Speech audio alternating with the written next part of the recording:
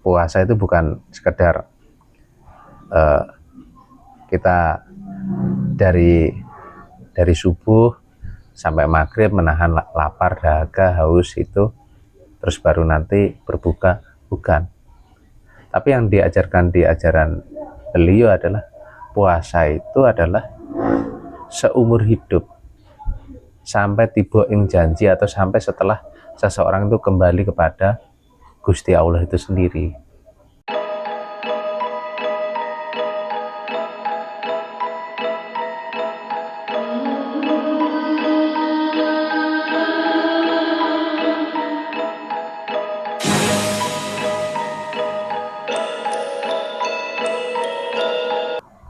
Kisah yang kemarin kan Mas Picis sudah masuk dalam menjalankan ajaran Jawa.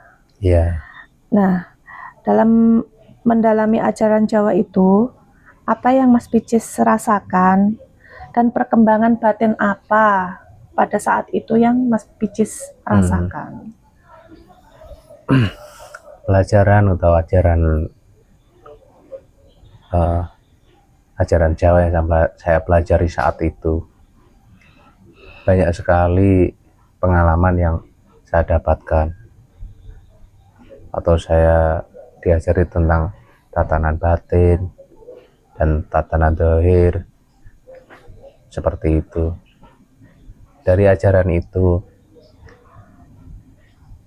saya banyak dipahamkan beberapa tentang nafsu, tentang bagaimana sih menjalankan hubungan antara seorang hamba atau kaulo lah, kalau bahasa di Jawa itu namanya kaulo, seorang hamba kepada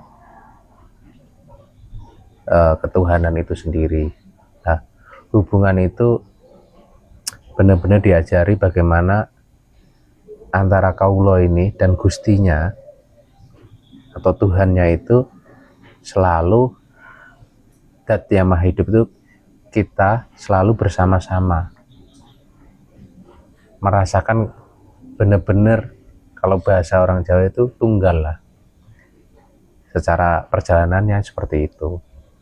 Dan di sisi lain, penataan tentang hubungan antara sesama makhluk atau sama manusia itu juga diajarkan dengan beberapa penataan rohani. Contoh ibaratnya sifat-sifat yang buruk kita harus benar-benar kikis, sifat dengki, dendam, meri atau iri lah. Nah, sifat-sifat yang nafsu-nafsu yang seperti itu pun harus dikikis, seperti itu. Maka induk ajarannya adalah tentang menjalin suatu hubungan kepada Gusti Allah itu sendiri dan hubungan kepada sesama makhluk, seperti itu. Terus pelajaran yang berkesan pada saat Mas Picis mendalami ajaran Jawa itu apa, Mas Picis? Yang sangat berkesan. Ajarannya lebih simpel dan lebih mudah diterapkan lah secara tapi ya memang kelihatannya mudah, tapi tidak semudah itu juga sih. Sebab laku-lakunya itu yang harus benar-benar dijalankan. Sabar, tawakal, nerimo, ikhlas. Nah, sifat-sifat itu harus tertanam. Dan pada dasarnya ajaran Jawa yang saya pelajari ini kan banyak itu alirannya. Ini yang pernah saya alami atau saya pelajari. Itu pada dasarnya seseorang itu fondasinya adalah tidak boleh bohong, harus benar-benar jujur, apalagi menyangkut kepada diri kita sendiri. Jadi kita itu tidak boleh bohong, utamanya kepada diri sendiri. Dan waktu itu saya pernah bertanya, kenapa seperti itu? Kan tidak mungkin seseorang itu kalau kita orang awam atau orang biasa kayak saya ini kan nggak mungkin lah kalau tidak pernah bohong gitu kan. Kadang kita berbohong lah. Cuma di ajaran itu pondasi pertama untuk belajar ilmu Jawa, benar-benar tidak boleh bohong kepada diri sendiri. Alasannya satu, ketika seseorang sudah sering berbohong kepada diri kita ini, diri kita masing-masing ini loh, ibarat saya berbohong pada diri saya, dalam perjalanan nanti kita meminta petunjuk kepada Gusti Allah itu sendiri, itu akan terhambat atau kita akan terjebak di dalam petunjuk-petunjuk yang palsu. Tapi jika seseorang ini benar-benar laku jujur, terutama pada diri kita sendiri, ibaratnya kalau di dalam ini bilang A, di luar juga bilang A, di dalam putih, di luar juga putih, di dalam hitam, di luar juga hitam. Contohnya seperti itu. Lah, ketika proses itu benar-benar dijalankan, memang ada sesuatu perkembangan lain.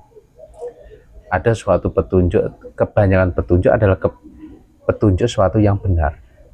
Atau hidayah, kalau secara Islamnya kan hidayah, itu benar. Banyak pasnya lah biasa dikatakan. Gitu.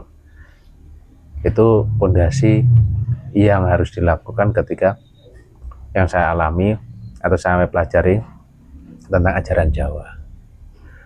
Kalau itu tidak bisa dilakukan, berarti untuk meningkatkan ajaran selanjutnya itu tidak mungkin bisa, karena jujur itu yang utama. Guru saya, beliau memang pernah sempat belajar tentang keislaman, pernah. Dia banyak guru dulu itu. Nah, beliau itu mengumumkan suatu ajaran, bisa dikatakan meringkas lah dari ajaran agama ini, itu, dan kepercayaan apapun. Nah, itu beliau meringkas, mengambil jalan yang lebih mudahnya lah, bisa dikatakan seperti itu. Intinya lah bisa dikatakan. Nah, saya yang pelajari itu seperti itu di ajaran beliau. Itu memang kelihatannya mudah untuk jujur kepada diri sendiri, itu mudah, tapi terkadang kita kepleset itu. Nah, itu yang harus kita waspadai. Itu fondasi yang pertama. Ada yang selanjutnya itu ada, seseorang harus selalu memberi rasa lega atau bunga ke orang, atau membuat orang itu harus senang. Ibaratnya kita harus, ketika orang itu minta tolong ke kita harus cepat membantu, atau kita membantu dengan tulus ikhlas. Nah, itu ajaran beliau juga mengajarkan seperti itu, dan itu harus tanpa pamrih. Itu untuk mengasah keikhlasan kita, dasar-dasarnya seperti itu. Jadi walaupun dia itu, anggap aja orang itu tidak baik kepada kita, lah kita harus berusaha baik. Beliau mengajarkan seperti itu. Ibaratnya gimana sih orang itu biar senang, biar bahagia, itu bagaimana. Nah, pelayanan seperti itu, yang pengamal-pengalan itu salah satu laku dari ajaran Jawa yang saya pelajari. Seperti itu. Terus selama mendalami ajaran Jawa, muncul karakter bagaimana dalam kepribadian Mas Picis? Seperti pada umumnya ajaran Jawa yang saya pahami nih. Nah, ini yang saya pelajari dan saya lihat dari keseluruhan ajaran-ajaran Jawa itu lebih nerimo, lebih legowo, dan lebih sabar. Itu tiba-tiba sifat karakter itu mengalir sendiri, karena kita yang diolah adalah sesuatu yang di dalam. Jadi kita berusaha menahan, ketika mau marah ini tahan nafsu itu benar-benar benar-benar dikurung lah, jangan sampai brutal. Makanya secara bahasa di ajaran yang saya terima itu adalah memang ada bahasanya, bahasa puasa. Puasa itu harus lamanya, begitu. Jadi puasa itu bukan sekedar kita dari subuh sampai maghrib menahan lapar, dahaga, haus itu, terus baru nanti berbuka, bukan. Tapi yang diajarkan di ajaran beliau adalah puasa itu adalah seumur hidup, sampai tiba ing janji atau sampai setelah seseorang itu kembali kepada Gusti Allah itu sendiri.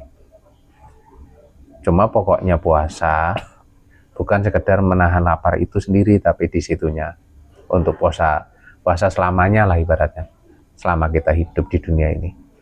Itu puasanya adalah modelnya adalah kita menghilangi atau jangan sifat angkara murka kita, sifat serakah kita itu keluar gitu loh, benar-benar kita kurung itu sifat-sifat yang buruk itu puasanya seperti itu. Jadi makanya kayak mau marah ini harus ditahan, kayak mau berbuat buruk ini harus ditahan lah, itu karena ajaran puasanya seperti itu. Jadi bukan sekedar makan, kalau kita makan berlebihan itu pun juga harus ditahan. Boleh makan, tapi sifat-sifat yang buruk itu harus benar-benar dikikis. Seperti itu. Jadi itu termasuk laku tirakatnya ya? Iya, yang harus dilakukan dalam mendalami ajaran beliau itu seperti itu. Dan di situ antara kaulo dan Gusti itu benar-benar kita diajari untuk selalu nyambung atau selalu eling kepada dat hidup sendiri. Dat hidup itu loh, itu harus benar-benar disambung terus tanpa harus putus, tidak boleh putus. Kalau di ajaran Islam mungkin dikatakan sholat daim. Nah bahasa di itu juga ada namanya sholat. Ya mungkin kalau bahasanya ada sholat daim, sholat selamanya lah. Itu seperti itu. Jadi kesimpulannya dalam ajaran Jawa yang Mas Becis pelajari, orang diajarkan untuk ikhlas, lilo, lan legowo ya Mas? Iya, kurang lebihnya di situ. Tapi banyak lagi tentang penataan nafsu. Kalau orang mengikuti, anggap aja mengikuti nafsu alwamah, nah arahnya kemana? Nah itu akan diajarkan. Orang yang mengikuti nafsu alwamah, dia akan menjadi sifat tentang sifat bumi. Yang dipuja adalah orang itu suka makan. Orang suka makan. Kalau makannya berlebihan berarti dia memuja nafsu alwamahnya itu. Ada yang suka marah-marah, terus dia mengikuti amarah itu, berarti dia memuja amarah itu. Ada yang dia suka dengan kesaktian atau keampuhan atau kadikdayan, wasi aji, tentang benda-benda keramat. Nah itu dia memuja, kalau di ajaran yang saya pelajari itu sama saja dia memuja nafsu mutmainah itu sendiri. Itu seperti itu. Memang itu yang harus benar-benar, nafsu-nafsu itu benar-benar harus ditekan. Artinya kita tidak mengikuti nafsu, tapi mengikuti rasa sejati atau mengikuti daya hidup di dalam diri yang nyambung kepada Gusti Allah itu sendiri. Itu yang diajarkan ke ajaran beliau kepada kita, yang saya terima sih, kurang lebih seperti itu.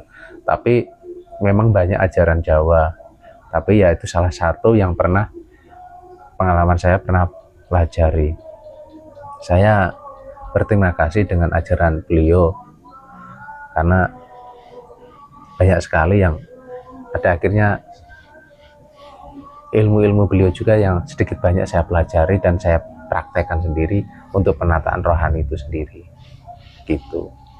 Kalau saya pahami, ajaran Jawa yang sampean pelajari ini malah sebenarnya pokok-pokok Islam ya, Mas Picis. Pokok-pokok dalam Islam. Iya, memang setelah aku akhirnya pada saat itu kan setelah mendalami Jawa di situ, tiba-tiba hati ini ketarik ingin belajar keislaman lagi.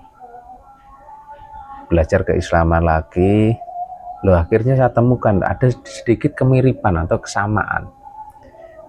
Yang kayak Samen bilang itu adalah yang saya ajari tentang pelajaran di Jawa ini kayak pokok-pokok Islam. Nah, ternyata memang kurang lebihnya memang seperti itu. Karena di situ ada syahadatnya, namanya syahadat sejati, ada sholatnya, ada zakatnya, ada puasanya, ada hajinya. Nah, itu ada penjelasan khusus menjelaskan tentang pendalaman di situ. Kurang lebihnya hampir mirip sama sih. Makanya sebenarnya beliau nggak larang orang itu melakukan sholat syariat atau enggak, itu dia nggak larang juga harus meninggalkan juga enggak. Cuma pada saat itu memang dari pribadi saya sendiri, karena bilangnya udah melakukan di hati cukuplah, tapi lebih sempurna sebenarnya kalau memang sampai ingin menjalankan secara syariat juga nggak apa-apa. Itu beliau pernah guru yang membimbing saya seperti itu pernah menyampaikan seperti itu. Iya. Mungkin untuk saat ini cukup sampai sini dulu Mas Picis. Nanti kapan-kapan bisa dilanjut lagi pembahasan kita pada malam hari ini. Ya, sama-sama, terima kasih. Iya.